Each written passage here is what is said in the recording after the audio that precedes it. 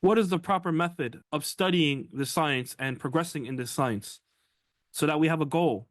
We know what we should work towards and try to master bi'idhnillahi ta'ala. And this science, just like other science, first and foremost, it must be studied under teachers. Balagha is not just information and principles and templates and copy and paste like you find in other sciences. Like, for example, Nahu. Nahu is more templates, sophist templates, naam. But rather, Balagha is different. Not only are there principles, naam, sahih, there are principles, but there's also a dhawq, a taste, as mentioned by Abdul Qahir al-Jurjani in his book Asrar al-Balagha and Dalal al-Ijaz, that Balagha is a dhawq, it's a taste. Ibn Abi al-Hadid, he mentions, اعلم أن معرفة الفصيح والأفصح والرشيق والأرشق من الكلام أمر لا يدرك إلا بالذوق. Allahu Akbar. Know that knowing the fasih, proper speaking, and that which is more proper, and that which is elegant and graceful, and that which is more eloquent and graceful in speech, this affair, knowing the difference between them, is not obtained except through taste. إلا بالذوق. Knowing when to say what, and how to say it, and knowing the levels of the eloquence, this is something only obtained through dhawq, through taste. This is what makes this science special and separates it from the other sciences in the Arabic language. You can only recognize the sweetness of the science via taste. So how do you obtain this dhawq? How do you obtain this taste?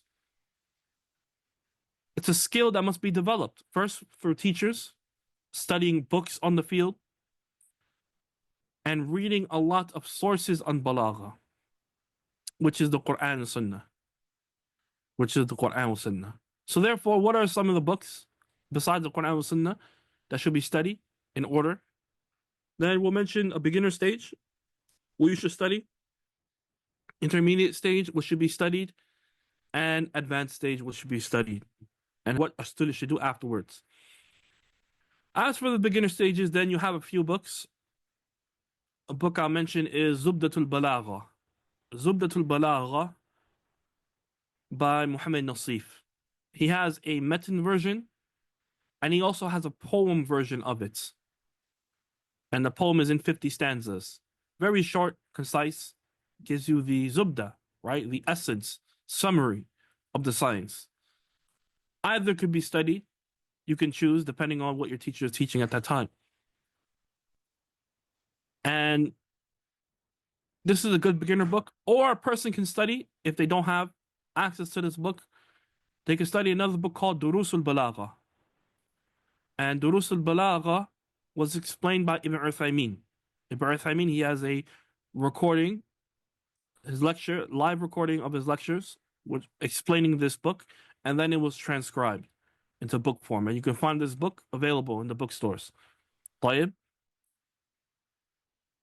These are 2 books or 3 books. You have the choice. You can study in the beginner stages so that you're introduced, you have a good introduction to the science. And there are other books as well, numerous books. I'll just mention here so that you're familiar with them. You have, for example, the book Tuhfatul Ikhwan by Ad-Dardir. And this book was explained by Sheikh Abdurrahman al-Kuni. May Allah preserve him. Also, another book called Al-Balagha al-Muyassara by Sheikhuna Abdul-Aziz al-Harbi. Also, Mujiz al-Balagha, nice book by Ibn Ashur, Sahib al-Tafsir. And this book has been explained by Sheikhuna Abdullah Fawzan, Hafizullah Ta'ala. And there's also a nice poem called Al-Muwatta, recently published by Sulaiman Uyuni. And he has an explanation for it as well. Those are just a few books that you should be aware of. But on the beginner stage, study either Zubd al-Balagha or its poem form, or the Durus al-Balagha with explanation of Ibn Uthaymeen. After you studied one of those books, you move on to the intermediate level. And you also have 2 options here. And I advise to study both of them. The first one is the book we have in front of us, which is Mi'atul Ma'ani wal Bayan. This is a 100-line poem on science of Balagha. We'll speak more about this later on in the lecture, inshallah ta'ala, when we speak about the author and his works. And the second book on this level is حسن الصياغة. حسن الصياغة في فنون البلاغة by Harun Abdul-Raziq, who passed away in 1917, yani miladi. May Allah have mercy on him. We mentioned one of his books before. Anyone knows what book and what science? Harun Abdul-Raziq. الصرف. أحسنت. نعم, what's the book name? عنوان الظرف. عنوان الظرف في فن الصرف. طيب. He has that book in صرف, which is important to study. And he also has this book called حسن الصياغة في فنون البلاغة. This book is extremely important. Why? Because it is a summary for a major book in the science called تلخيص المفتاح. تلخيص المفتاح is an advanced book in the science, and it's the book that a person will make their umda, will make their foundational work once they get to that level. Once they reach the level of advance in the science, تلخيص المفتاح will be their foundational book. حسن الصياغة is a summary of it, and it prepares you. Once you study حسن الصياغة, you're able to delve into تلخيص المفتاح. All right? And Mi'atul Ma'ani is also a summary for this book called تلخيص المفتاح. طيب, those are the two books at intermediate level.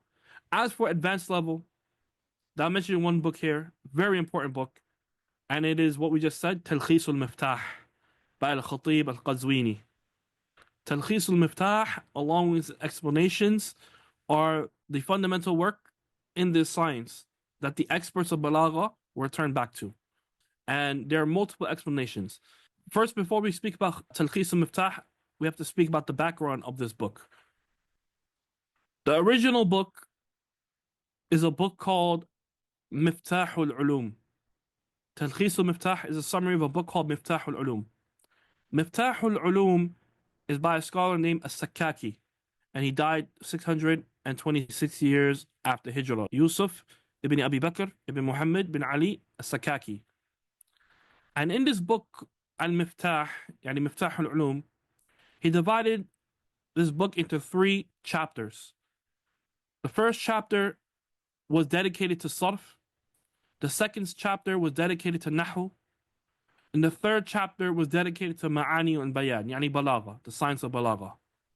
For chapter 1 and chapter 2, Sarf and Nahu, there's a scholar named Ibn al-Hajib al-Usuli. He summarized these chapters in his books called Al-Kafiya and Al-Shafiya. For Sarf, it's Al-Shafiya. For Nahu, Al-Kafiya. So he took care of those 2 portions. Then came a scholar named Al-Khatib Muhammad ibn Rahman Al-Qazwini, who died 739 years after Hijrah. And he took a look at the Balagha portion, and he summarized that. And this is what's called Talkhis al-Miftah. It is Talkhis al-Miftah, but it's only for the Balagha portion. The Nahw al-Sarf, Ibn Hajib took care of that already. So Al-Khatib Al-Qazwini did the Balagha, and he named it Talkhis al-Miftah. From this summarization, scholars gave it great importance by writing numerous explanations.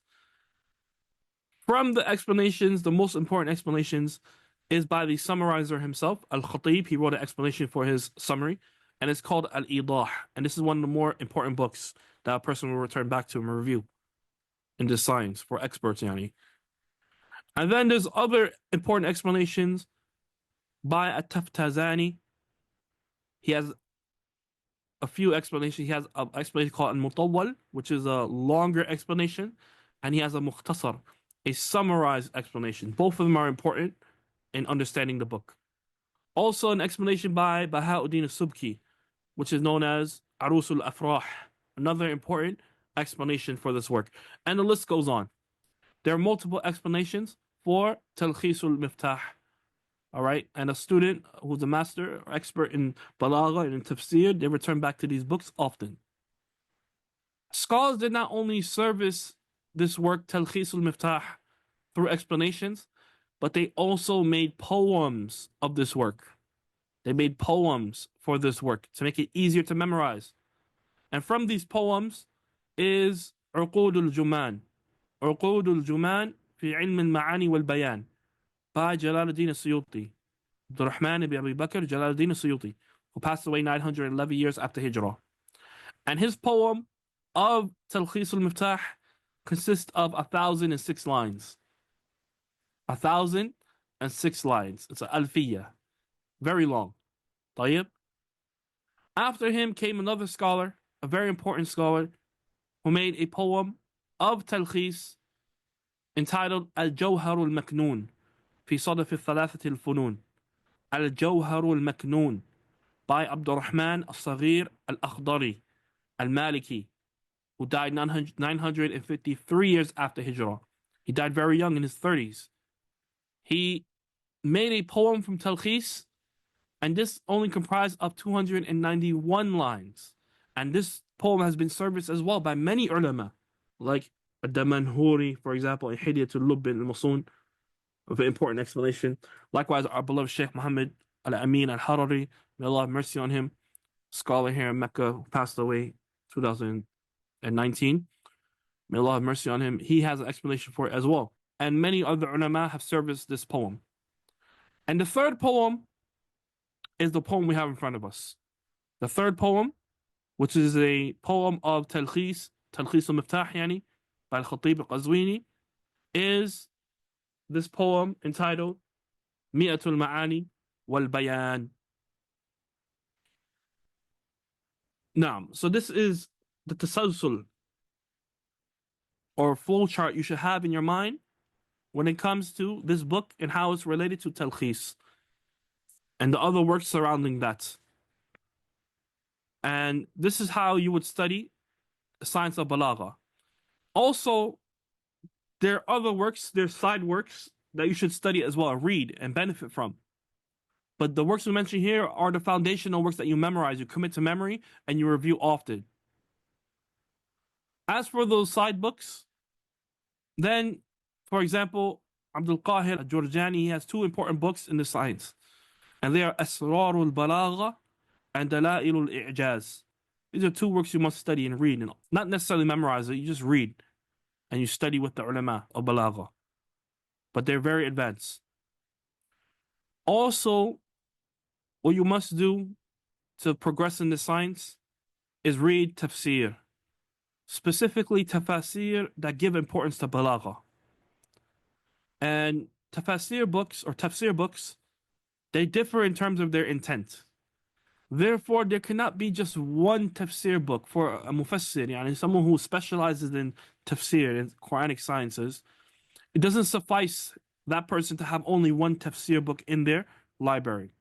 Rather, they use multiple tafsir. Why? Because each tafsir has a purpose. There's some tafsir that give attention to aqwal al-salaf. Their only goal is to give the tafsir of what the salaf have said about the ayah. You have other tafsir that focus only on linguistics. What is the breakdown of these words and what do they mean? There's some tafsir that only focus on qira'at, different modes of recital. There's some tafsir that only focus on fiqh, ayatul ahkam. Like Ibn al-Arabi has a book, Ahkam al-Quran, only focuses on the ayat where the fuqaha differed into the ruling. وَهَكَذَا هَذُا مُجَرَّى. Many other examples. And you have tafsir that focuses on balagha. From the most important tafsir that a person must study. And this is after you've studied the sciences. Not in the beginning, but after you've studied the sciences and you're able to really benefit from it, is Tafsir Tahrir wa Tanwir by Ibn Ashur. This is one of the best books in Tafsir Balagha. طيب.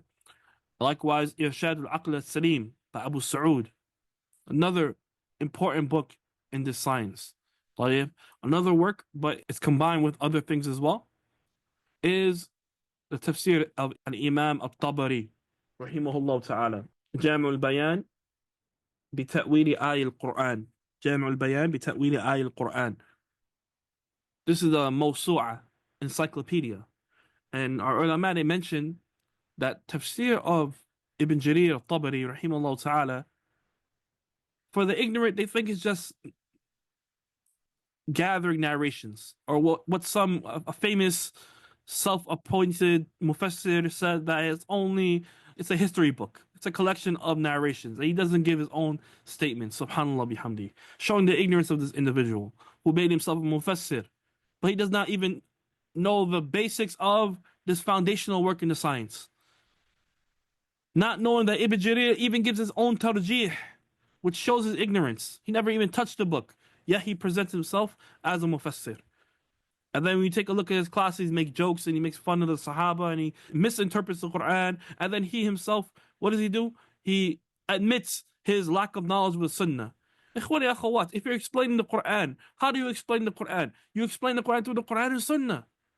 The Quran was revealed during the seerah of Prophet Muhammad ﷺ, the Sunnah of the Prophet Muhammad ﷺ. So if you're not explaining the Quran with hadith, if you're not an expert in hadith, what do you explain the Quran with? With your desires. You must know hadith. This is a condition for explaining the Quran. So to say you're not a specialist, you already discredit yourself. So go tell your stories, right? This is not the job for you. This is not your rightful place. To take the responsibility of explaining the Quran and you don't know hadith? The Quran was revealed to Prophet Muhammad ﷺ 23 years. You must know hadith. Al-Muhim, yani this tafsir, subhanAllah, of Ibn Jarir al-Tabari, ulama, they say it contains everything, every science, and even Balagha. And even the Balagha found in Tafsir Ibn Jarir al-Tabari supersedes the Balagha found in Tafsir Zamakhshari. Zamakhshari, his tafsir is known to be a book that specializes in Balagha. Ibn Jarir al-Tabari, his tafsir, if you really read it and you have the knowledge of Balagha, you realize, subhanAllah, this book has more rules and more eloquent meanings in that tafsir. But it requires ulama. It requires people who actually know the science and not just people who just parrot what they hear and don't know the contents of what they're reading. So this book is tremendous. Tafsir Ibn Jarir al-Tabari is a tremendous book for those who have the tools to benefit from it. As for the ignorant, then they go tell stories about Pokemon and other nonsense and do what they do. May Allah protect us all. Now, this is important, ikhwan and akhawat, to know who you take your knowledge from. Don't just start listening to any person on YouTube. Oh, because they touch your heart. Oh, they're emotional. Ikhwan and akhawat, preachers in the Christian churches are eloquent and they're motivational. Does that mean what they're teaching is true? You have motivational speakers on YouTube upon kufr and shirk. Does that mean that what they're saying is true?